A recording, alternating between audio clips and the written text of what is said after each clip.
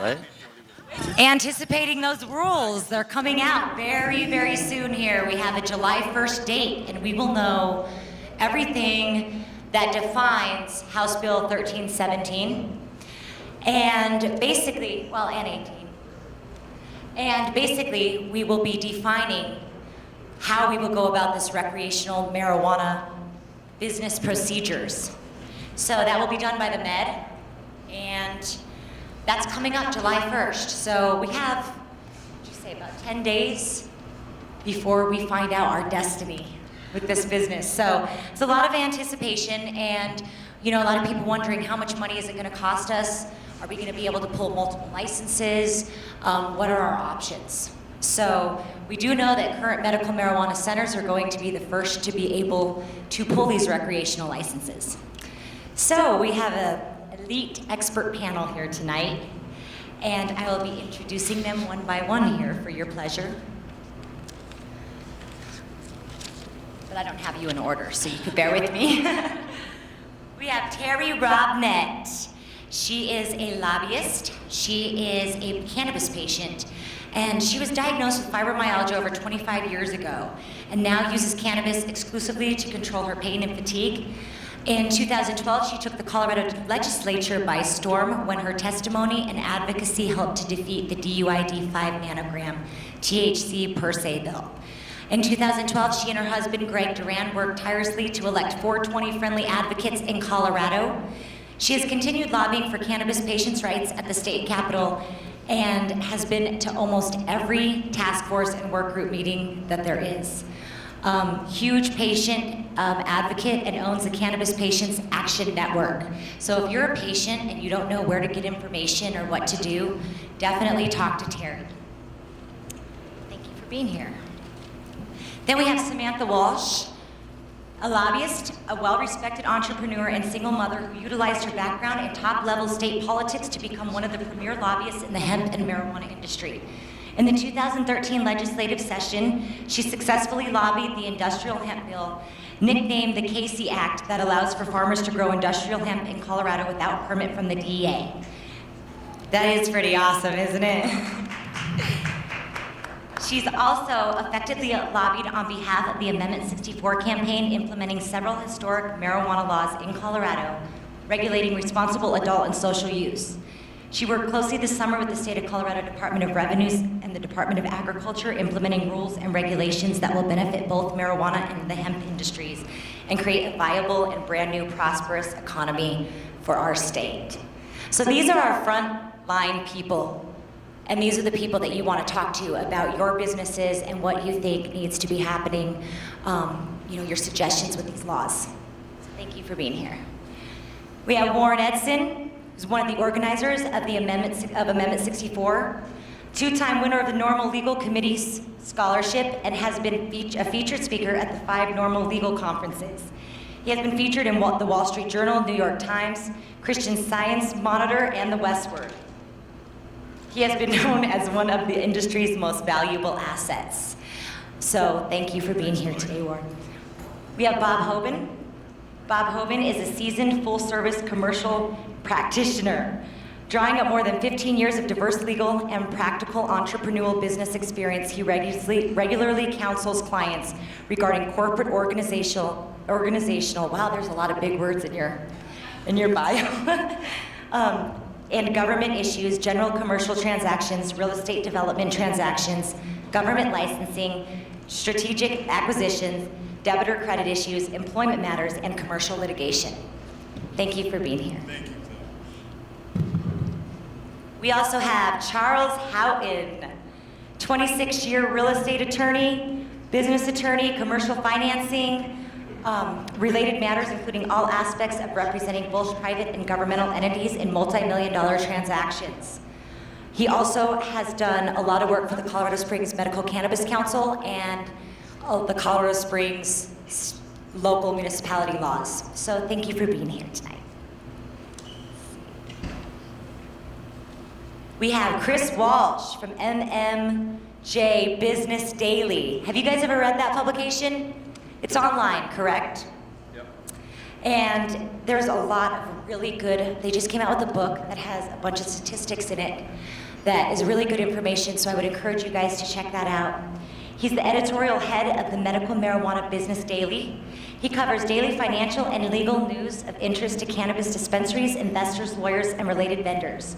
Profiled in Dow Jones Newswires as a top business journalist in the cannabis industry, Walsh is frequently quoted in the media, including MarketWatch, the Seattle Times, USA Today, and the Boston Globe. Walsh keynoted the National Marijuana Business Conference 2012 and led the research team for MMJ Business Daily's new Marijuana Business Facebook 2013, or Fact Book 2013. He has more than a decade of professional experience as a business reporter and editor at daily newspapers. He earned his MBA from Regis University in Denver. Thank you for being with us today. We have Mark Balkin, the head of the Union Marijuana and Hemp Division now. I don't know how many of you are employees, but you know, the union has come in to establish a set of grounds here for these employees to make sure that the employees are paid well and to try to help our industry, so we appreciate their support very much. He's the organizing director for the United Food and Commercial Workers Union, Local 7, the largest union in Colorado representing retail, food processing, healthcare, and retail marijuana employees. For the last 3 years, Mark and UFCW have been on the forefront of virtually every critical issue impacting the marijuana industry, including bans, DUID, advertising, and most recently advocating against vertical integration, while a leading spokesperson for raising the standards of the industry and protecting the rights of workers. Local 7's support and campaign for Amendment 64 is credited as contributing to the mainstreaming the issue and its ultimate victory. Mark is an experienced political strategist and labor organizer. He's a well-known figure in the Colorado labor movement for the last 30 years. Thank you so much for being here today. So then we have Cheri Hackett. Hackett built her career for the construction trade, serving as one of the first female union iron workers, and owned a structural steel company for over 30 years. She also served on the iconic former Denver Mayor Webb's Affirmative Action 513 ordinance. She is now the president for ACT for Colorado. Thank you for being here today. We have Jason Lauve, the founder and executive director of Hemp Cleans and the author of Hemp Bill 1099. So we want to thank Jason Lauve for being here today. One of the biggest hemp experts that there is really in the world. So it's so nice to be able to bring this type of expertise here. And we're going to be growing hemp very soon. Already doing. Thank you for being here. And then we have Dr. Eric Hunter. Dr. Hunter is a hemp enthusiast and expert who has testified on hemp legislation and regulation. He has served in the Industrial Hemp Phytoremediation Pilot Program Committee as Director of Research and Development for Hemp Cleans, and recently founded a professional trade organization, Rocky Mountain Hemp Association, for leaders and businesses interested in getting involved in networking in the hemp industry. Another one of our most valuable hemp advocates. So that concludes our panel, and thank you for being here today, all of you. Get started.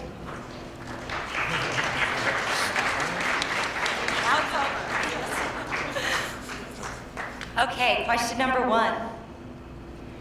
What will be entailed for medical marijuana centers to switch over or to add a recreational license? What are the hurdles that one must overcome? Charles, you want to open? Sure, I'll start. Right now, it appears that one of the biggest hurdles that you're going to be facing is what's going on in your local jurisdiction. I was speaking with Warren earlier, who gave me some chilling news about what Denver is doing, and I'll let him expand on that. In Colorado Springs, we've got basically a hung city council, and we don't know what the ultimate resolution is going to be, whether they're going to allow recreational or not. The biggest, like I said, I think the biggest hurdle that everyone is going to face is what's going on in your local jurisdiction. Figure out what they're doing, how they're doing it, and make sure that you get involved, because these people are swayable, but they're only swayable if you talk to them.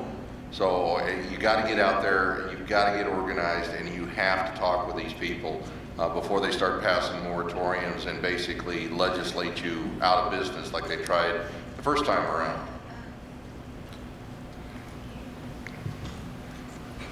Thank you. Yeah, Charles, I would agree with you. I think that the local issue, what's happening at the local levels, is absolutely going to be crucial here. And I'll sort of leave that to Warren, I suppose, to talk about what's going on in Denver. But I think that there's the possibility that somebody could be a dual licensee. Very, very attractive possibility. That, of course, comes back to what the locals are going to do. But it's ultimately, it's going to be a business decision. Do you want to put your finger further in the chest of the federal government when the federal government, at least at this point in time, has said, from a medical marijuana perspective, as long as you're not too close to a school, we're okay. So do you want to cross over that line and go purely recreational and see if there's an enforcement change in terms of policy? We just don't know that. But also from a practical perspective, everybody thinks that the sky's the limit with having recreational clients come in. The door's going to open up and there's going to be 1 million people that are going to come in from Texas and Nebraska and everybody going up I-70 to go skiing. While that may be true for the tourist trade, on the other hand, you're looking at 25% or more taxes on recreational marijuana. If I want to buy marijuana, why wouldn't I just pay for a red card, get my patient card, and go pay whatever the standard tax rate is and avoid the excise and licensing taxes? So I think that is something that's really going to lead to a significant business decision for people that want to consider whether they're going to go dual or switch over entirely. It's like, is the grass always greener? You know?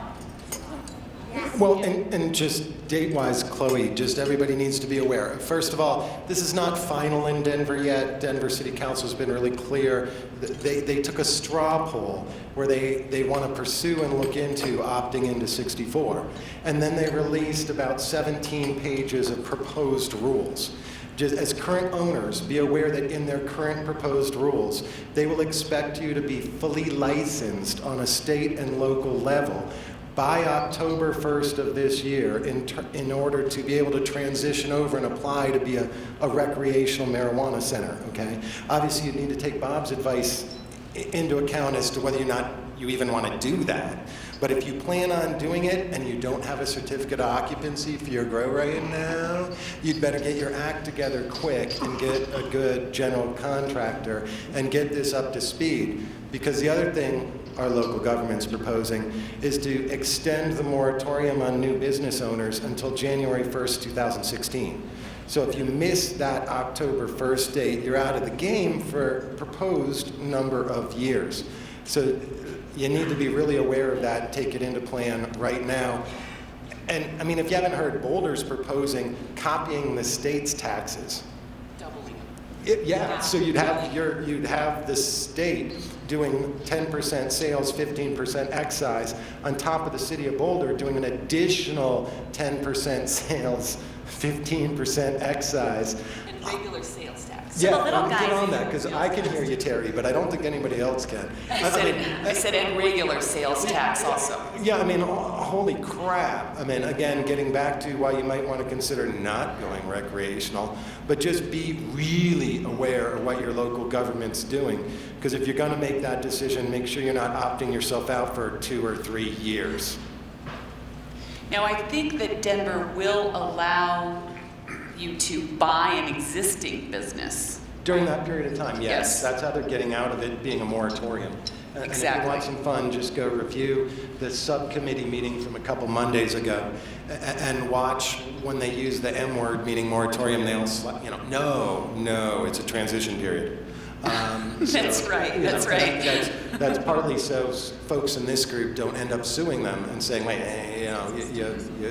you kept everybody out, because they were really clear. They're going to allow licensed transitions of existing businesses, provided they're up to speed.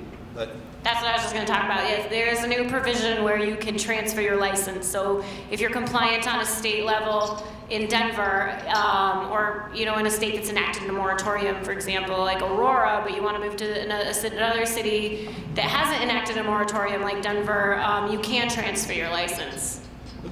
But how flippin' weird is it going to be if the city of Denver says, sorry, until 2016, January 1st, the current business owners need to maintain vertical integration. But the state says, well, you know, somewhere around October 1st, 2014, we're not going to require you to, and thus we're not going to have 70-30. So then we end up with what? The surviving Denver businesses with vertical integration, but no 70-30, which then adds another really interesting twist to the mix. Well, in the decision to allow businesses to be bought, anybody that has a business in Denver, the value of their business just went through the roof. So, Well, That if they have a helps you certificate of sell. occupancy and are fully licensed. Yeah, if you're fully they're licensed. hopelessly in a hole and can't get their grow up to speed by October 1st, they maybe went the other way unless they're lucky enough to find somebody who has a great GC, who has the ear of zoning, and can get this stuff done in the next 4 months. So Or how just get a expensive- lobbyist to change it. Well, and I mean, what are the lobbyists on this panel? What are you guys seeing as far as bans and moratoriums on a local level?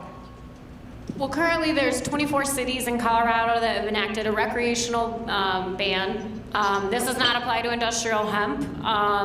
In some areas it does apply to, you know, they're just continuing their ban from medical. Some of them have not banned medical but are banning recreational.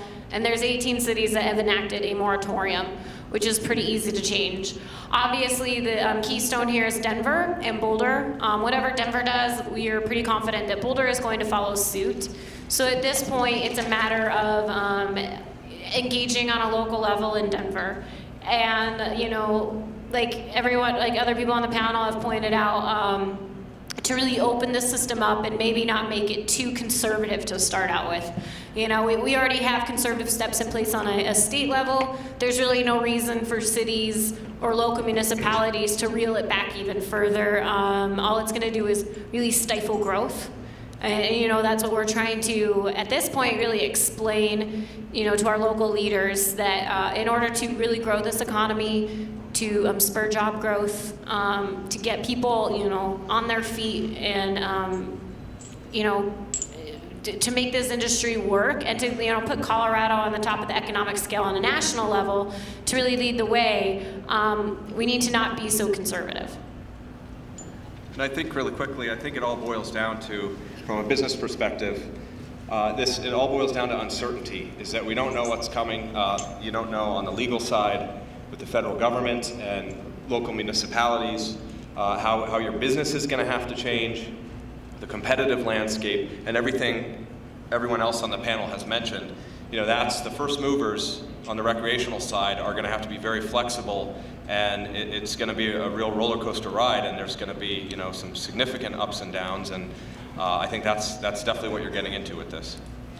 For an industry that's already been traumatized with, you know, changing and having to move and regulations changing, how many do you think are actually going to turn? I mean, it sounds like it might be really expensive, or it could even be a really bad move turning your dispensary recreational. I mean, what if you turn it and then they decide that they're going to keep the ban? Are you going to be able to turn it back medical? And if so, are you going to have to change all your entrances and exits and everything you just did back to the old way? And Well, I'll let these guys answer some of that, but also keep in mind that we don't know from Med yet how much you're going to have to pay for your grow fees, because there's kind of a hybrid variation in 1317 of like paying for your canopy space, meaning it doesn't appear you're necessarily going to pay per plant, but pay for what's under the lights. But by, I think, July 1st, we're going to get some data on that and some actual numbers, because how the hell do you create a business plan without knowing how much the license is going to cost?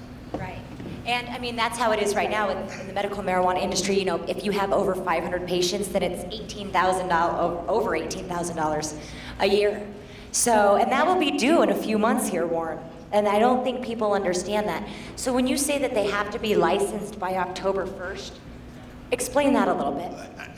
I mean, I'm going by what David Broadwell, the Denver city attorney, said, and he appeared to be indicating you needed to be fully licensed throughout your thing, both as an MMC and OPC, or if you have a MIP, as a MIP as well, by both the state and the city by that October 1st date under the proposal, if they're going to allow you to apply for a transition over.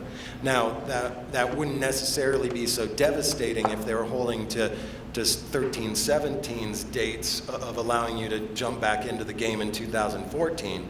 But when you combine that with them talking about keeping you out potentially till January 1st, 2016, you know, if you plan to go recreational and you built your model over that, that's going to be problematic. Also, everybody needs to keep an eye on the websites because there's going to be a form that you fill out that is an intent to switch over or what you intend to do. And it's not that you're filling out your application, you just need to file this intent. If you're planning on even considering switching over to retail, you need to file that piece of paperwork. And I believe it should be out mid-July when the first set of rules are out.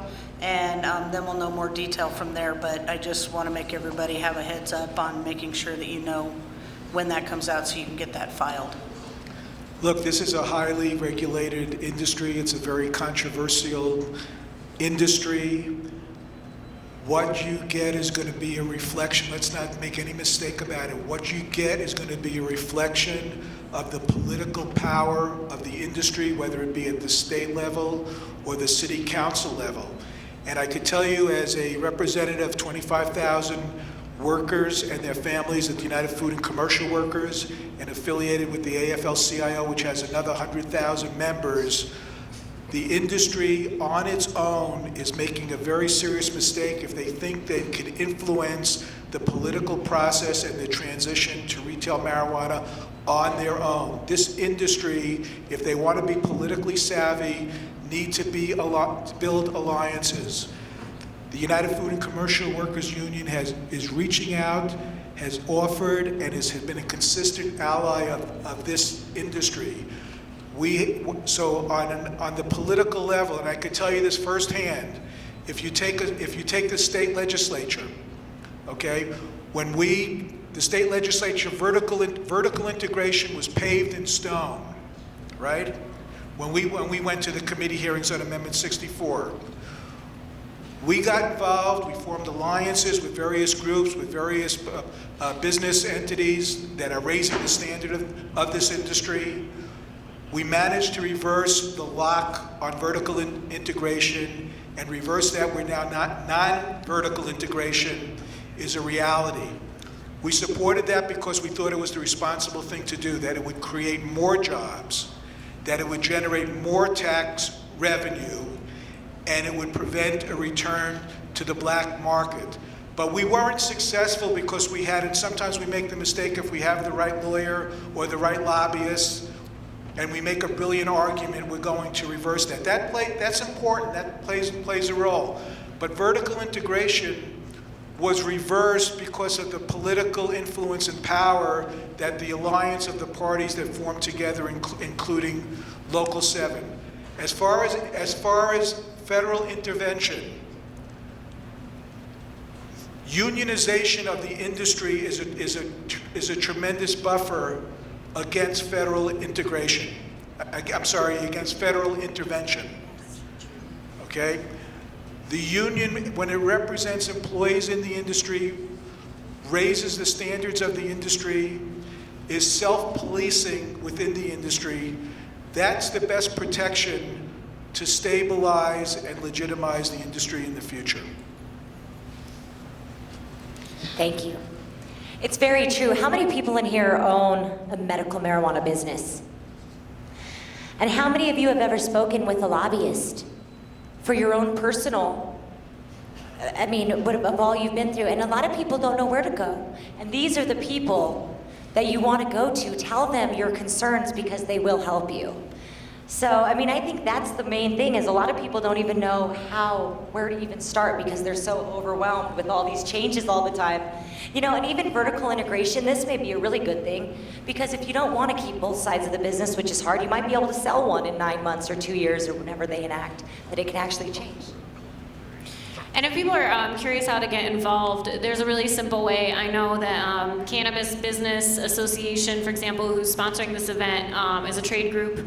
So trade groups are a great way to pool your resources. Eric's part of Rocky Mountain Hemp Association. That's another way that the hemp people, which both interests align a lot. You just pool your resources, decide what you want to do and what action you want to take. This has been an industry that's been highly dominated by activists, and that's a great thing.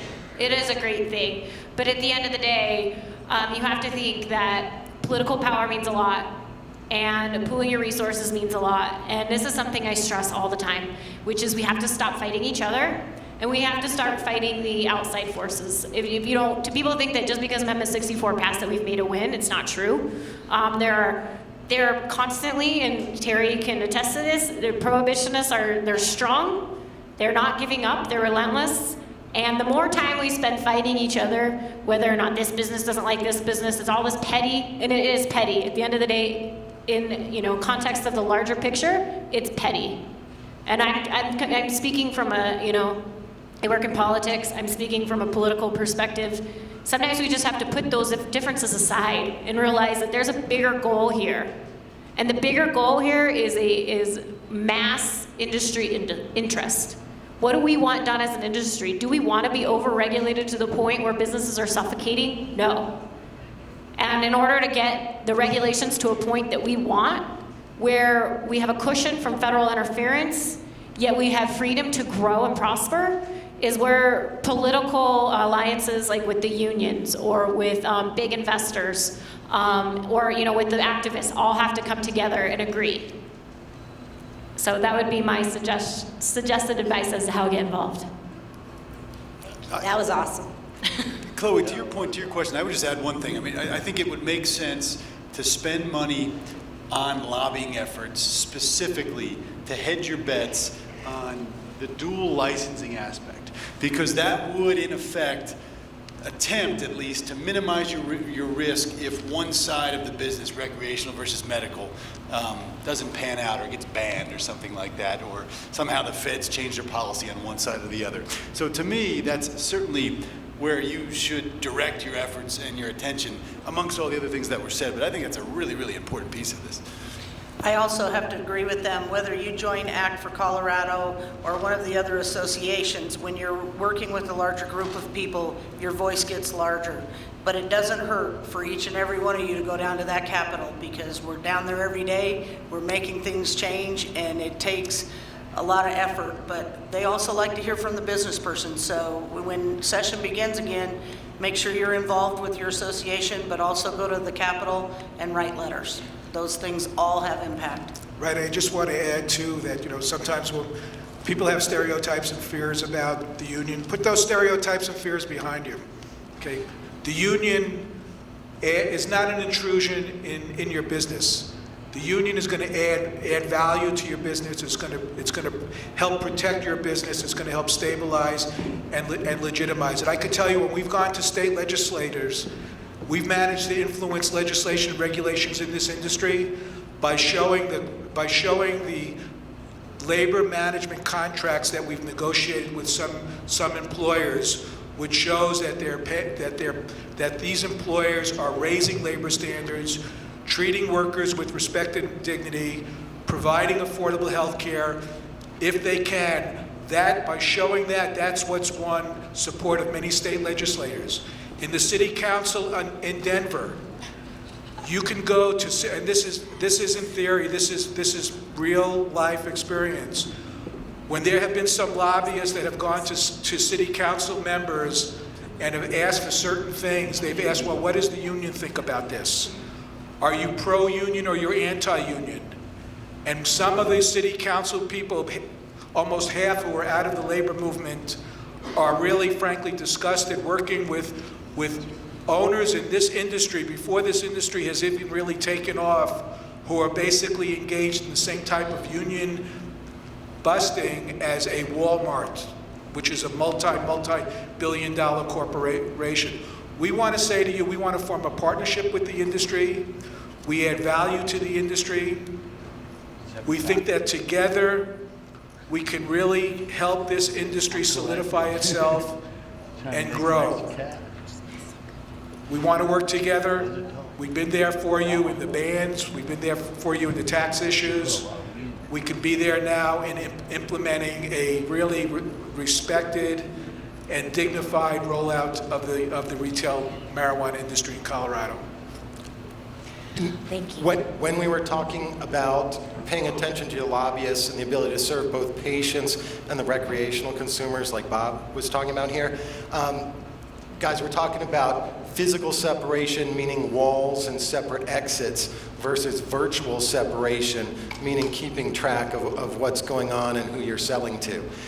With the big hitch being, the state's not crazy if you're going to use this model with virtual separation if you choose to serve patients under the age of 21.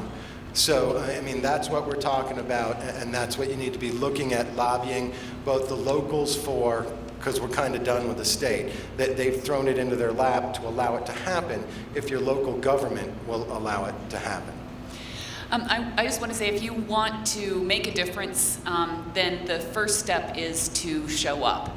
And I go to a lot of the city council and county commissioners meetings now, but the state legislature is over.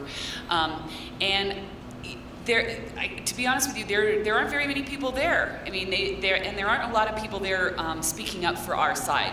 I mean, you'll hear the statistics where, 50, 60, 70% of their population, depending on the area, have voted yes in favor of Amendment 64, but those people are not showing up. They are not the ones that are calling, they're not the ones that are emailing. So the first thing you need to do is show up. And I would challenge each and every one of you to tomorrow morning, when you get up, before you do anything else, is find out who your city council member is, who your county commissioner is, and make the phone call. Start building the relationship. Start developing the relationship. I mean, Judy's right over there in the taxi cab building, and Albus Brooks is over here on Welton next to Cervantes, and Charlie Brown's next to the Saucy Noodle. I mean, don't expect them to be there and take your appointment, but certainly when you walk in, they're, wow. Say I'm a dispensary owner and I'm really busy and I've got,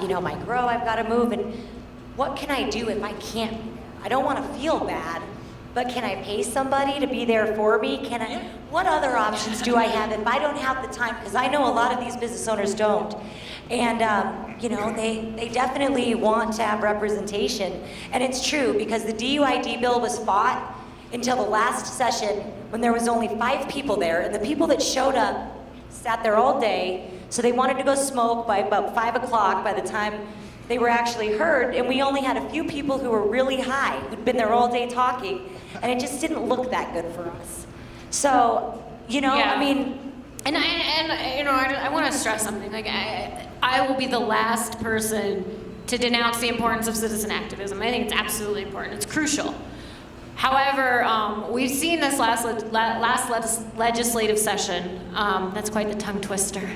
A lot of sneaky tricks. And, I don't know, not to get into the argument, but you saw it with the gun legislation, where they pulled a lot of legislative maneuvers. They did it with the DUID bill. They did it with the repeal measure that they tried to add on to the tax bill. And these are things that, unless you're there all day at the Capitol, building relationships with legislators, which is really important, which is what lobbying groups do. And paying attention to what's going on, you won't catch it. I mean, if you want me to tell you what happened at the repeal measure, I will. They pulled it at the last minute. They pulled it at 8 o'clock at night. All of a sudden, we're waiting for the tax bill. This is 3 days left with session. It takes 3 days to pass a bill. 3 days, that's all it takes. So they knew with 3 days left in a session, they could introduce a bill at the last minute, and they could pass it by ramming it through without giving 24-hour notice for public testimony, which is usually required, but in the last days of session, those rules are suspended. So 8 o'clock at night, on like a Friday night, a Thursday night, when people are at home with their kids, they're not at the Capitol. No one's at the Capitol except lobbyists and legislators. So what you don't know can really hurt you. Yeah, and they pull this at the last minute. We're making phone calls. We're getting people there to testify. We're pulling people in, and there's only a few of us. I mean, the group I represented, which at the time was MPP and then the Colorado Hemp Association, but really, I think MIG was there as well, but there's very few people there who are interested and or stop working to stop this. We got it killed, don't get me wrong. We got it killed, but it was because we aligned with we made our connections, and we had a lot of powerful people who wanted to see this bill get passed and honor the intention of Amendment 64. And thank God for those people, because otherwise we would have an unconstitutional repeal measure on the ballot this year. You know, after all the hard work we put through. And this is what I mean when I say the prohibitionists aren't gonna stop. They're not gonna stop, and they're gonna keep pulling these dirty tricks. And you have to have people with political savvy and with connections and who understand how this business works and know the legislative tricks. They know that the rules get suspended, for example, in the last day of legislation. They know the kind of amendments that you can put on. They know the kind of how voting procedures work, who understand the constituent makeup of certain people's districts, who lives in a red district, who lives in a blue district, who lives in a purple district, how many dispensaries are in that district, you know? How, you know, the numbers of what passed in each legislator, representative, senator's district, and city council districts. Like, that's, you know, we do that for you guys. And it's because we believe in the movement. But the way to get it done more effectively, like, you know, like a lot of people have pointed out, is to combine forces. And to, you know, to never give up, to never think that we can sit back and put our feet on the table and go, oh, well, that amendment passed, we're good. No, this fight will continue to happen. I think one of my favorite quotes was right after the repeal measure was killed, which was one of the greatest hours ever. You know, the Senate president who led the charge on that, you know, made a quote to the press that said, well, you know, because they tied it to the tax measure. Essentially, they were blackmailing the industry, saying, you better vote for these taxes, or your amendment's going bye-bye, your freedom is going bye-bye. And support the taxes or not, I actually happen to support the tax measure. The fact that they treat us differently than any other industry, I mean, what other industry goes out there and advocates to tax itself? Do you see oil and gas out there throwing ads up on the TV saying, yes, increase gas prices by 10%, you know? No one does that. Let's talk about those taxes. Yeah, we can talk about Should we How support did we that? set these taxes? Okay, as part of this discussion, none of the stuff I saw took into consideration the Department of Revenue statistics for the 2012 medical marijuana sales. No, they released it in March. It was on the DOR. But how was that not part of it? And how does that not make me put on my tinfoil hat and say there were DOR people as part of these meetings who never disclosed, oh, we have all these huge sales figures. And by the way, if we institute a 10% and a 15%, you're going to result in Med having a budget of, $150 million. Well, that certainly would seem to pay for stuff. Well, the original tax discussion was brought up during the Amendment 64 task force hearings. I believe the 15 and 15 came out of that recommendation. So those of you who followed along, I don't think DOR would have had their numbers in January yet. So, I mean, I'm a conspiracy theorist. They were on the website around March 10th. But I mean, we came this close to having 64 repealed without any discussion of what the hell. We have all these huge numbers. And if we look at those taxes, they seem to be very substantial if there's any expansion on the numbers we already had. So do you think as an industry that we should support this tax bill? That's our question. Yes. Listen, I understand. No one wants to be treated differently. What I was going to say earlier is, the Senate president made a quote like, well, they're just going to come back next year and, lobby that their taxes get lowered. And my opinion is, yes, we're going to come back and act like every other industry out there, whether it's oil and gas, whether it's agriculture, whether it's the alcohol industry, and say, please, can you lower our taxes? That would be nice. Alcohol wouldn't have had this happen. Oh, I mean, if they would have, actually, when the prohibition ended on alcohol, their taxes were very high. This high?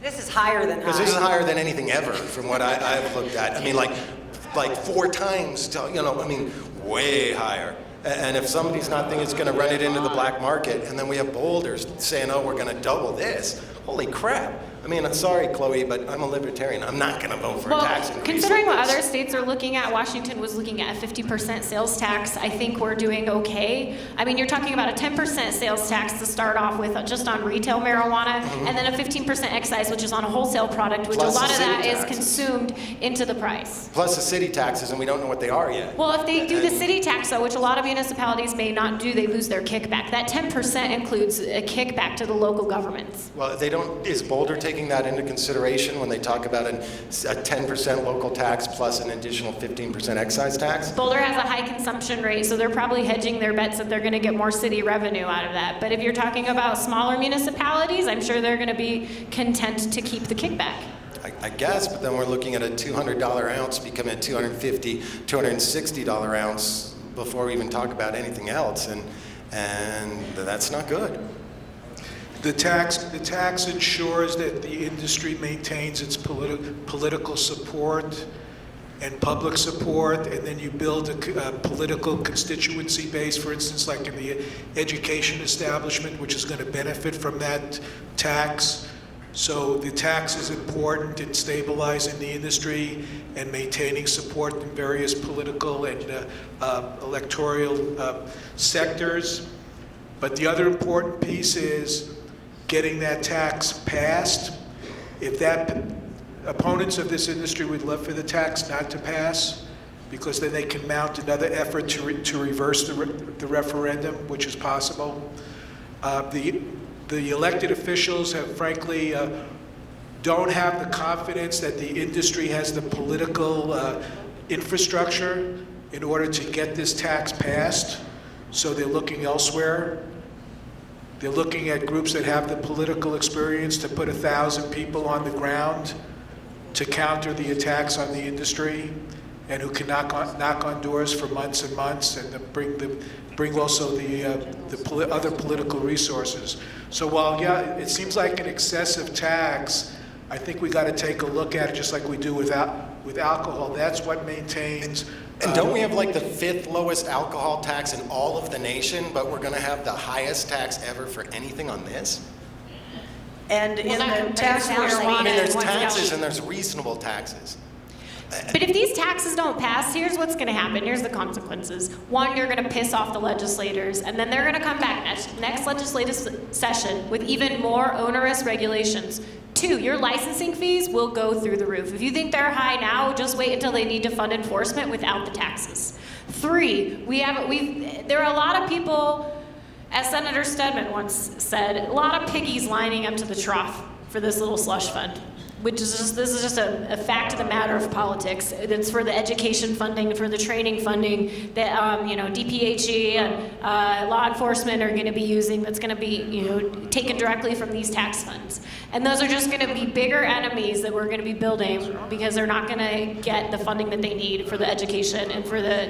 And I'm not saying it's necessarily a good thing, but we can always come back and ratchet these taxes down. The nice thing about Tabor is we have a ceiling. When have that tax been ratcheted down in any other industry? Right, and in any other industry, especially when alcohol came up from the black market and turned over, they decided to keep it low in order to drive the black market out. And these guys, no matter how many times we tried to explain to them to keep this tax a little bit lower, they did not do it. And so therefore, it's up to the vote because of the Tabor law. But what happens when it doesn't pass? It goes back to the general fund to cover it, correct? Yes. And then they're going to ratchet up the licensing fees. So if you think you're paying $5,000 now to register, you're going to be paying $10,000, before the next $15,000. legislative session, they're going to do that? They don't need to. The DOR doesn't need legislative approval to ratchet up Well, the fees. except they need a year for your license to expire to require you to renew. But they can still set the fees for new entrants into the market. Yeah, and then maybe we can have this discussion with the revenue from MMJ as part of the discussion, rather than just making up huge tax numbers. So I agree with Samantha. If look, it's a historic precedent, the establishment of Amendment 64. Okay. Yeah. Well. That you made history. The tax is necessary to maintain the political support of your allies. If this tax doesn't pass, those allies will be put in a position where they will have to oppose the Amendment 64. We are still the people, and we still have a voice. And those people that are on City Council and on the House and in the Senate still work for us. And that's why each and every one of us need to become more active, and we need to get out there and write the letters to explain to them how real business works, because what they're going to do is kill this business if they continue to put higher tax just so they can regulate it illegal. It's not going to work. The thing that they have to do, even if it's something where they pass this in November, we have to all be active to get it lowered, or else we're all not going to survive this. Okay, so what are the immediate investment and business opportunities for people interested in adult use marijuana? What about industrial hemp? What are the immediate investment and business opportunities that are going to allow us to, I mean, okay, this is a little negative for me. What's good about all of this? Besides the taxes, and what opportunities do we have as business owners or current MMCs, or as somebody who's just new getting into the business? Well, we focused on this panel mostly from the dispensary owner's point of view and retail stores, people that are going to go after those licenses. But there's a whole other industry out there. So as what we've seen, and other people in the industry will tell you this too, is some of the best opportunities are on the ancillary side. You've got, like all of us up here, you know, lawyers, media companies, advertising companies, all the services that you know, the vendors that provide services to these businesses, they're going to have, the retail shops are going to have the hardest time. And that's not to say that the ancillary companies have smooth sailing. They're going to have clients that are going through, you know, some pretty serious fluctuations and turbulence. But again, if some of you are wondering how to get in this industry, think of anything a regular business would need, and you can apply it to this industry. Now, a lot of companies exist that service the medical marijuana industry, but you know, if you can develop a specialty in something, we know a lot of people move into the state from other states that have a background in a different profession. I just talked to a guy the other day. He's an HVAC specialist, so he wants to start a company here that would focus just on the recreational marijuana business. If you can develop a specialty in what your background is, I'm a journalist. I'm in this industry. I don't touch the plant. You know, you can carve out a niche for yourself. I agree, and that is what is so amazing, is that this industry literally is like Walt Disney when they first drew Mickey Mouse on a piece of paper. I mean, you could build an industry doing anything, and I do encourage a lot of people to always have kind of a second option as well, even as medical marijuana business owners. You know, just because you're already building a brand, make that option. It's true. Don't just put all your eggs in one basket, you know? You know, one thing that you brought up was hemp. And that's a whole other arena, but the opportunities there are, as I like to compare, it's like the telephone, the car, and the internet being invented all at the same time. We can look at this from a filter perspective, we can look at this from a food perspective, and fiber, and then as well as fuel down the road. Of course, we need to wait for that.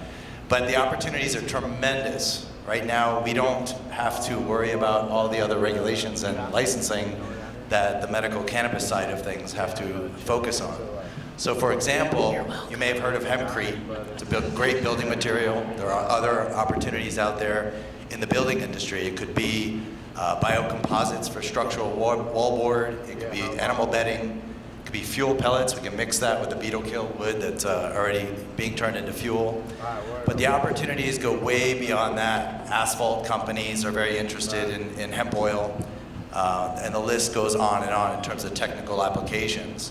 Automotive companies are very interested. Currently, if you don't know this, BMW, Ford, Mercedes, Kestrel, and Lotus all use hemp in their vehicles, whether it's for the ceiling panels, structural material in the hood or front end of the vehicle, it could be door panels, and so on and so forth. So if we were to really open the door in hemp, it's really something that can change not only the state, but our country. So being that we passed, with the help of Sam and Eric and Linda, and so many more people, being that we passed SB 13241 this year, it means that farmers can grow commercial industrial hemp for all these applications. And so what that does mean for you guys is it's an opportunity possibly to bring other investments in without the guidelines that you have to fall between or under with the medical cannabis industry. I agree with everything Jason said on the hemp side. On the cannabis side, from an investment perspective, that gets tricky because there are people that are going to need money. The problem is matching up those people with investors. So the industry is still very immature in that sense. It's growing up a little bit. You're seeing some some new funds develop. Most of them are on this ancillary side I was mentioning. You have a crowdfunding site that's developing where individuals can put small amounts of money into marijuana-related projects. But if you're looking for money, the key challenge is still going to be matching up with the investors. And if you are an investor looking for the retail shop owners or growers, even edibles companies, you're going to have to meet them probably at events like this because there isn't a lot of networks out there and opportunities to get involved on that level. So it's going to be a lot of person-to-person and networking that leads to investments. And then, of course, we have the residency issue, which is right, a lot there's of a whole huge legal issue with this too that we're not quite sure how that's going to shake out. Yeah. Investments, and that's problematic without having, banking in the industry. One of the areas that United Food and Commercial Workers is working on is actively working in Washington, D.C. One, of course, is to legalize, recreational marijuana at the federal level, and also to establish legal banking at the state level. And we're in a unique position because we are a national organization with 1.5 million members across the United States, with dozens of lobbyists in D.C. So we are working. One of our priorities, or one of our major priorities, is to bring banking, legitimate, legalized banking, to the industry that can be implemented at the state level. But in order to do that, we need to have members. We need to have a constituency that supports that and that gives us the moral authority to say that we're speaking on behalf of large members of folks that are in this industry. Wonderful, thank you. And that's what's great about the union is they could put so many workers on the floor too, and that's huge. Like you said, when a lot of people show up actively at these legislative sessions, that's something that they can provide. That's amazing. Dr. Hunter, why don't you tell us a little bit about, can we make money in hemp? Is there money in it or not? What, as far as the business opportunities, because yeah, it's safer, but the safer stuff isn't always where the money's at, right? That's right. There is money in hemp, and the Canadians have shown that is a profitable crop.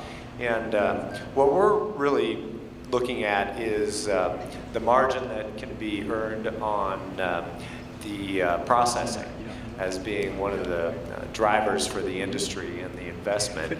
And the Canadian model has shown that by coming up with new and innovative ways to work hemp oil into food products, they can build a brand which is growing at about 10% per year and currently accounts for about $500 million per year in sales to this country alone. Not to mention their own market in other countries that the Canadians are selling their hemp food products to. What about for the manufacturing? We have these houses. My understanding is the building department is the one who didn't want hemp years ago, like 1920s. Does that mean we could just grow hemp and make products out of hemp? Is there a timeline for when we can get into the business? How would it work if I was, is that something I could talk to you or Jason about? How's that work? Sam, how's that work? Okay. Do you want me to take this? I'm just kidding. Senate Bill 241 will allow registration for processors and farmers when the process of rulemaking is complete, which is no later than March 1st of next year. We're hoping that the rules are complete well before then.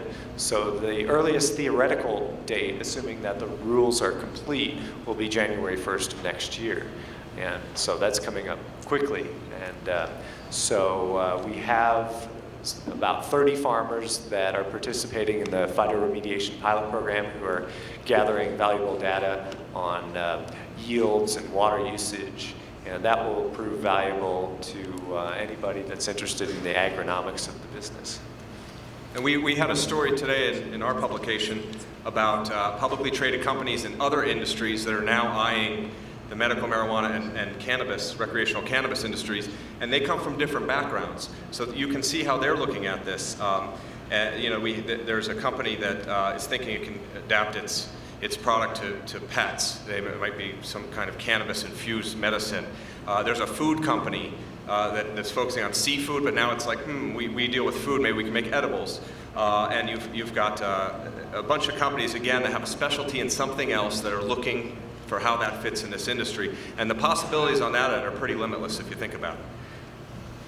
And speaking of hemp, I just want to say that we actually kind of took one step forward and one step back today on the federal level. Jared Polis introduced an amendment to the Farm Bill that would have legalized hemp, at least for research purposes, and it passed. Yay! It passed. But the Farm Bill failed. So that's why I said one step forward and one step back. But at least that's ahead of the Senate, because the Senate didn't pass the amendment for hemp there. So anyway, so we're working it, and like Sam had said, it's important to connect with the people that have the connections. So say you're a hemp farmer, you come plant a nice hemp field right next, maybe within 3-5 miles of my marijuana field. How's that going to work? Is that going to flower all my plants out? Do people need to be concerned as they're expanding with these OPC facilities and land and all this greenhouse that they don't pick the wrong spot? That's another one of those opportunities. I think the HVAC system concept is going to really address that. So if you don't already have one, even without hemp, if you don't have a HEPA filter on your intake system, or you don't have a plenum system in place, I would kind of wonder about what you're really driving for here. Because we know that this plant needs to be cultivated and controlled in such a very specific way. So I take that even further, that with industrial hemp, what we're looking at is obviously most of that's going to be grown in the agricultural realm. And so a lot of those areas are far away from most of the grows. However, if you are within that 11-mile radius, which is the average number that we're coming across, although I've seen higher numbers if you're close to the sea, which fortunately we're not. But yeah, it could become a problem. And so what you guys need to think about is what steps you can take to mitigate the air quality coming into your facilities. I know there are some outdoor grows out there, but from what I've looked at just as a quick survey, it doesn't look like that's going to be much of an issue. Eric, you might have another one. Well, and what we might have as a de facto zoning, if you look at where 64 passed, it passed in the mountain towns and in the urban corridor. Now, if you look at where it failed, it's a ring around the states that, or around the state that borders the prohibition states. So we might see some counties that ban the social use stores and possibly even grows if they have the capability to do that. And we would like to educate the county commissioners on the benefits of having industrial hemp growing in their county, and that might help to make some peace between the industry that wants to grow it for medical or social use versus industrial use, such as fiber and seed for food products. And counties are already looking into this. I know I've spoken with a few already who they're looking to basically word ordinances, or how they ask flat out, how can we ban recreational marijuana grows in dispensaries yet still incorporate industrial hemp? And so the answer is, if anyone lives in rural districts or knows anyone, who sits on city council or in the county commissioner's office, if this comes up, is yes, it's already constitutionally defined as separate. So this is in our constitution, so it is absolutely legal for a county to ban recreational or medical use marijuana, but still allow for the growth of industrial hemp. And we've just already, I know that the co-chairs of the Agriculture Committee have, I think, come to a decision on who they're going to appoint to the Hemp Advisory Board, which is a group of people from various aspects in the hemp industry advising the Department of Agriculture on their rules. And one of them I know is a very experienced biogeographer and agronomist, and so hopefully he'll be giving really sage advice on, incorporating GPS systems, and I think this is going to be a very advanced, and I think Colorado's going to lead the way on how to cultivate hemp and how to map it geographically, which is going to be awesome. Exciting. It's exciting, but didn't we just describe a system where we're going to allow hemp but ban marijuana? And I guess that's the part where I run into that problem that the best interest of some of these groups isn't the same best interest of the other groups, and then I have trouble all staying on the same page. Yeah. Well, Jason, what's the difference between hemp and marijuana? Ganja? 4 inches and 4 feet. So in other words, industrial hemp grows like wheat, very close to each other, unless we're breeding for seed. But you guys, or a lot of you guys who are growing medical, grow in this 4-foot radius, or even bigger, I've seen. And so the quick way to say it is the 4 inches, 4 feet. But a lot of the farmers really are concerned about the THC levels. And so the way I talk to them is, if you want to get high off of hemp, you have to roll up a telephone pole and smoke the whole thing. But I guarantee you that first drag, and I think maybe Eric may have tried this when he was younger. No. You get a really big headache, a major headache. I didn't try this either. It's probably why a lot of people come and say, I tried marijuana once, but I got a really big headache. It's probably that ditchweed they pulled out of, some farm. So there are other explanations. The THC level is going to be below the 0.3% in the commercial growth for the R&D programs. That'll be a little bit different. We still have to see what the regulations are going to be like. But in terms of the technical, visual aspect of what a medical plant looks like versus hemp, hemp is going to be this scraggly plant, right? And you're also going to see, like in this case, it's a male plant. And so obviously you guys who are growing medical plants don't want that. These things are going to be prevalent in the field. You'll see them as bright yellow right before they release all their pollen. And so obviously if you're breeding this for medical use and you see that hemp, or for commercial industrial use, and you see that male plant, you're going to know that's not going to reach a THC level that would be required or desired by consumers. The other side of it is you guys don't want seed. And so you want that sensibilia, if you will, without seeds. And so a hemp field is meant to produce seed. So there's going to be a lot of differences. That said, I like to always share this, and Linda really brought this whole conversation with Rocky Mountain, with the Colorado State Police, as well as the Mounties up in Canada. I guess it was about 6 years ago or so.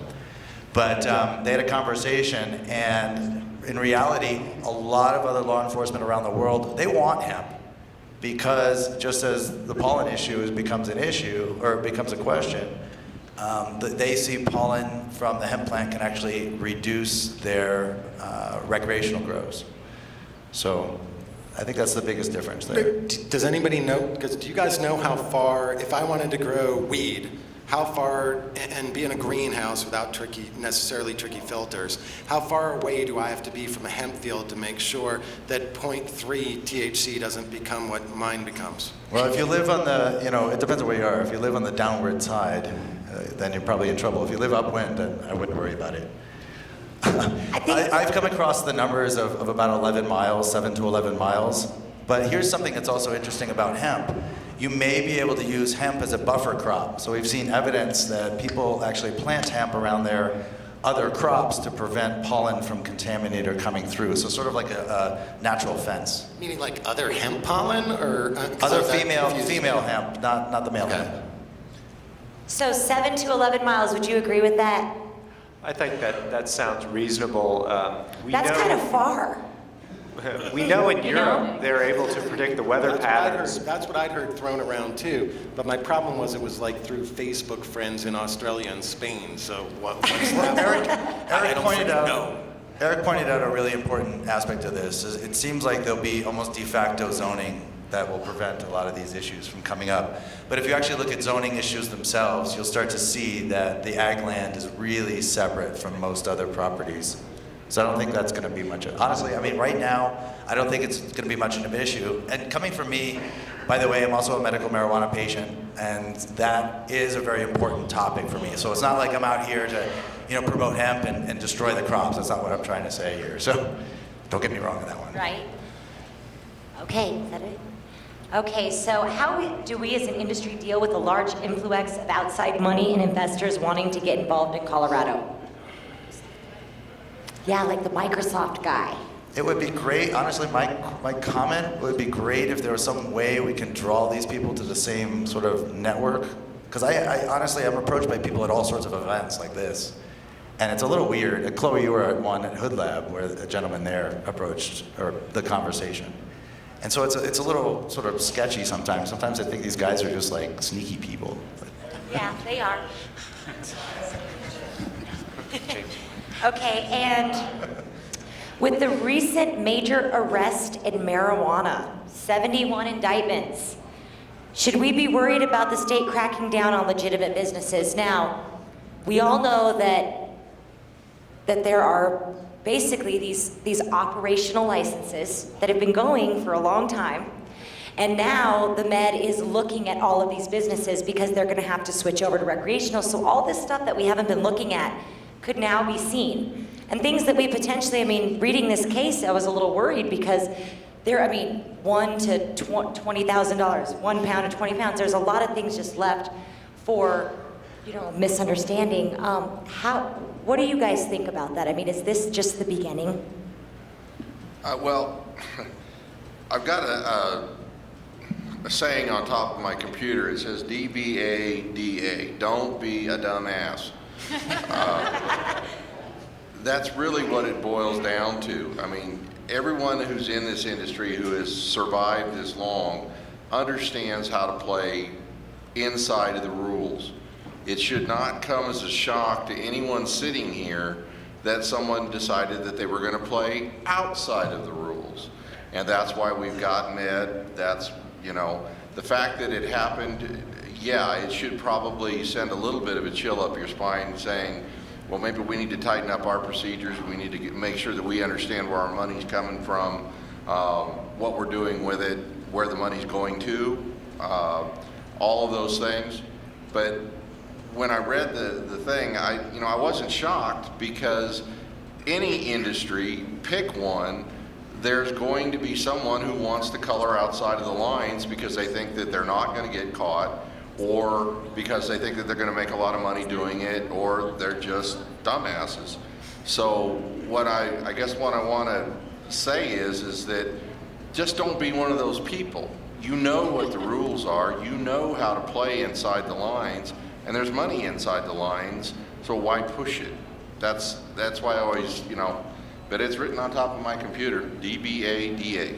And I would agree wholeheartedly. We cover the industry from a national perspective, and the states with the most regulations have the least amount of intervention from the authorities, local or federal. Have you ever heard of a crackdown in Maine? Well, no, they have, they have pretty good regulations out there. All the new East Coast states are going that way as well. So how Didn't that they applies just find here, that Maine guy was using pesticides he wasn't supposed to use? Well, that's my point, is that you will get in trouble, to Charles's point, if you're not playing by the rules. So if we haven't seen really anyone in the state, correct me if I'm wrong, who was forced out of business that was operating, that was completely in compliance, except if maybe they were closer than 1,000 feet, which was there's a state federal issue with that. But the state has shown that it is sympathetic. So on a state level, I can't imagine that we're going to see this wave of crackdowns unless it involves the sketchy operators that are out there. There are people out there that aren't playing by the rules now. Do you think there's just a lot of business owners who lost their bank account, had to move their operations, maybe don't know how to manage money that well? Because obviously, and that's no excuse, by the way. That's not going to be an excuse, but there could be serious consequences for just even being scared that you might have too much cash at your store and taking it somewhere else and things like that. There are certain ways to manage money. I know we have, Jim Marty here. There's many people who can help you manage cash and cash books. Bob is, a business attorney. Ask somebody if your books are not correct, because it's really important that you have a system and that you know exactly what that system is. And Warren, this indictment's dated back to 2010. Yeah, and that's what we've been mumbling about back here behind the scenes, is that, this what we're looking at, apparently they stopped investigating in 2012. Because they were like, okay, we got enough. Well, hopefully, we're fake wood. And I guess we're just gonna see. So, anybody else? Well, I was going to say, we were kind of joking Now, I kind of see this as a bright spot. I know a lot of people see it as a dark spot for the industry, but I see it as a bright spot because, one, it certainly legitimizes your industry if they're going after you for fraud, because then that means you're legal. You know, how can you defraud people in an illegal industry? And two, it shows that enforcement works. They caught it. They caught it, and that's the important thing, which means the more that the enforcement division can weed out the bad actors, the more the good participants can prosper. And I think that's a really good thing for the industry. I really do. I think it is, if we can stick to the numbers we have now. If they drop 20, 30, 40 of these on our head, the PR is going to be a little bit different. Yeah. You just don't hear it advertised. What does the landscape look like for marijuana and hemp on a federal level? I know we already talked about that a little bit, but let's just discuss that just a little bit more. As far as the 1080E, I know you said we just passed the hemp today. I know Chris Walsh in the MMJ Business Daily is working on a national level with people all over. I mean, how is this? Do we have huge support on a federal level? How long do you guys think it's going to be before we really push that? I can't speak to the legislation specifically, but I can say, and this goes to the point a moment ago, I mean, the most interest I've seen in terms of investment in this industry is on the hemp side, to Jason's point. I've seen people all over the place coming in and want to invest in hemp. And those dollars are coming from all over the place, and certainly that's what I've seen personally. Because I think from a practical perspective, the medical side of things or the recreational side of things, there's some growth possibility, obviously, but not for new business, I don't think, because of the practical limitations on zoning, et cetera.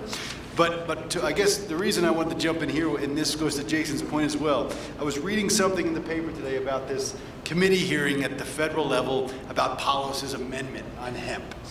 And there were some senators some representatives that were concerned about how do you distinguish between a hemp plant and a marijuana plant with higher THC. I was going to ask Jason if he would train the DEA for us. This is actually fascinating.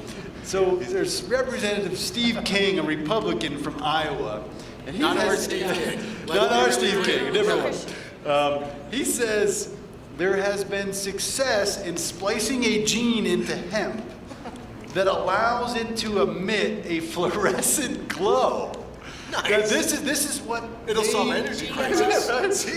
So that's how you can distinguish. Just look for the fluorescent plants. Coming now. Well, I think this is where education of our legislative leaders is really important. I can't speak affirmatively as to what Representative King was referring to, but if I had to take a stab at the dark with fluorescent lights lighting my way, I would assume that hemp registers and the cannabis plant registers a certain heat signal with infrared technology. So when you have planes doing like infrared sweeps over fields, they can actually tell, like they use it to tell where marijuana is hiding in cornfields and stuff. And so I think I don't know, Dr. Hunter or Jason might be more versed in this than I am, but I think that's maybe what you're talking about. But again, I think it just goes to point out that, you know, this is where we need to have accurate and precise talking points and really making a big effort, not just to say vote this way on legislation, but to really educate our leaders and to make sure that they know what they're talking about when they go up to the stand and espouse their ridiculous beliefs or awesome beliefs. This comes back to what you brought up earlier is geofencing. So we actually manage our other crops like corn and tomatoes with GPS locations. And so, for example, we know this big company called Monsanto is out there. How do you think they control their crops? How do they prove that their crop is here versus over on this other poor farmer who they just destroyed? That said, there's geofencing. It's GPS coordinates of a field, so they know where this stuff is going to be located. If it's outside that fence, it's not hemp. So honestly, what we're talking about with these, when we hear these things, it's just a distraction. It's complete nonsense. It's not even non-science. It's just ridiculousness. And so if we sit down with people like that, we can educate them and say, you know, we already have this GPS system that we can use, and we're using, and we use for everything else. Why don't we just use it for cannabis or hemp? And I'd like to add to Chloe's question, there's a growing disconnect between federal lawmakers and the people and the states. Poll after poll in state after state, even in the South where there are no MMJ states, has shown most cases overwhelming support for particularly medical cannabis and hemp. And also now we're starting to see beyond 50% support for recreational marijuana too. So the people are behind this movement. There's been polls that say, should the government back off the industry in states as long as everyone's complying, and the public says yes. So the people have come around in the last couple of years specifically across the country. The federal lawmakers, there's some of them who are really entrenched in their old ways and their old thoughts. And we haven't heard from the Obama administration yet about the recreational marijuana industry and how they're going to respond. And then you've still got this nebulous area with medical, where the federal government isn't helping the industry. That we're getting to the point where almost half the states in the country are there. I think we're at about 20 now this year. Maryland and New Hampshire is about to sign it. New York, it's in the Senate today, and we're not sure where that stands. They might extend the session a day or two. But, and Illinois passed it, and it's in front of the governor. So you're seeing the dominoes fall across the country. There's no going back on the medical side, and not on the recreational either. That might take some time to play out across the country. But you have other states now that are considering recreational, and we'll probably see one or two next year. So the people are behind this industry. A lot of states are behind the industry. It's when the federal government's going to come around that's the big question. And some people will tell you we're at the tipping point and they're about to come around, and other people will say it's going to be years.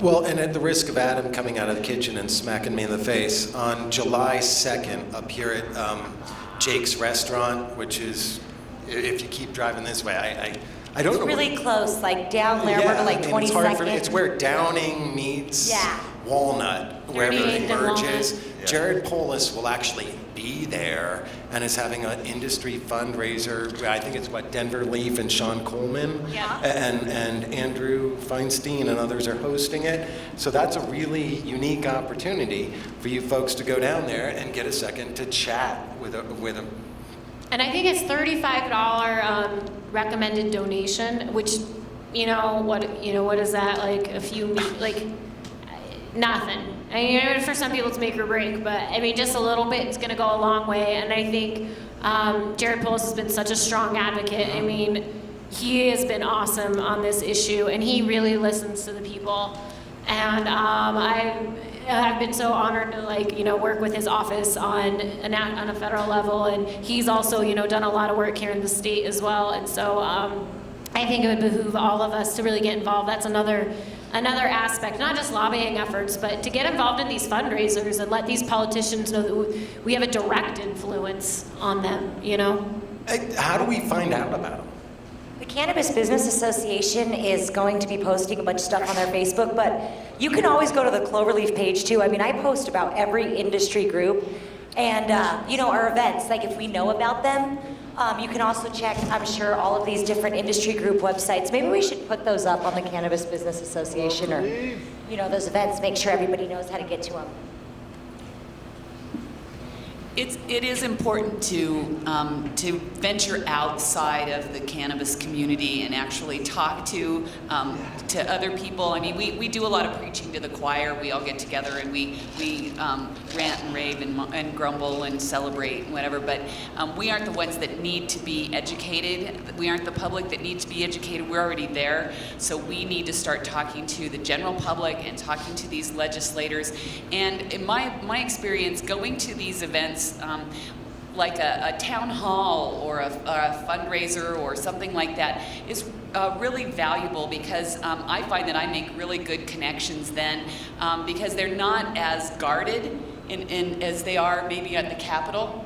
And then, for example, the other night we're I went to talking U.S. We're not talking Colorado, too. Right, just so everybody's clear. Don't go to the, the too Capitol. often I hear him called Senator this or this. No, he's Congressman Polis for the United States, so, which is not a big deal. If you really, another good way to get involved is go to their website. Go to your U.S. Senator's website. Go to your U.S. Representative's website, as well as your local ones. Find out who they are. Get on their mailing lists for when they have fundraisers, so you know when they're hosting them. I mean, it might be a little bit of spam for a while, but at least you'll know when they're there. And then if it's $1,000 a table, get 5 of your friends, 5 of your business associates to get together, combine interests, buy a table, and then get that guy's ear. And that, you know, we just did that recently, and it was great. We went to a fundraiser for Mark Udall, and there were at least 6 representatives from the cannabis industry, and it was awesome. And you know, one of the first things, because they saw us in the room, they addressed, you know, recreational marijuana on a federal level, and you know, it's kind of cool to see that that's the first issue that they address. And when they address it, don't offer them cannabis or anything. You know, they're not there yet. We really need to be careful because they're very influential and still a little scared, so we need to make sure we know the difference. I would like to also echo what they said about getting out and meeting the people in your district, in your community, and talking to them about it, because the more we spread the wealth and let them know what we know, the more it's going to make people understand, because you got to understand that people were pushed with the scare factor, you know, and so in order to lift that fear, we've got to educate them to make them more aware of what it is. But I'd also like to thank each and every business owner that stuck their neck out on the line to go into this industry, to make it so that the rest of the world is watching us, and to make it so the rest of the nation is watching us, because we've changed the way the industry is because of each and every one of you. So I just want to say thank you. Nice. So we also, is that all? Does anybody have any last comments? So we also put Clover Leaf University, 16 standalone courses and 4 full programs through the Department of Education. And we've actually certified our first round of instructors. And we've actually just put the first continued legal training class through the Department of Education and the Colorado Supreme Court for House Bill 13, 17, and 18. And I did that with Mr. Warren Edson, and he is going to be teaching that class next month. So not only is it CLE accredited, you know, anybody who wants to come is more than welcome. And so that was history, and that's awesome. And I have these little instructor certificates here for him and Charles Houghton, who will also be teaching for Clover Leaf University. So I just want to acknowledge them right now, and for all they've done, and for that class.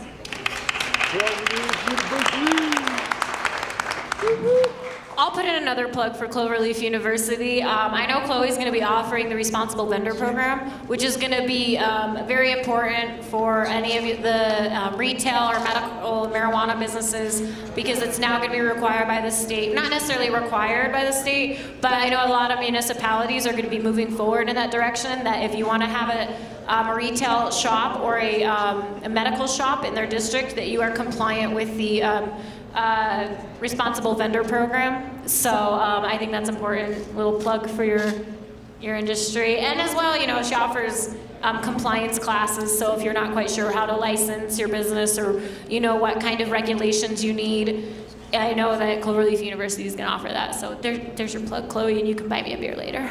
Well, just for former bar people, that you guys, it's like the TIPS program. Is that what it's like? Because some people here don't even know. And it's going to be required. Do you want to tell them, Sam, exactly what that's going to be? It's going to be, right?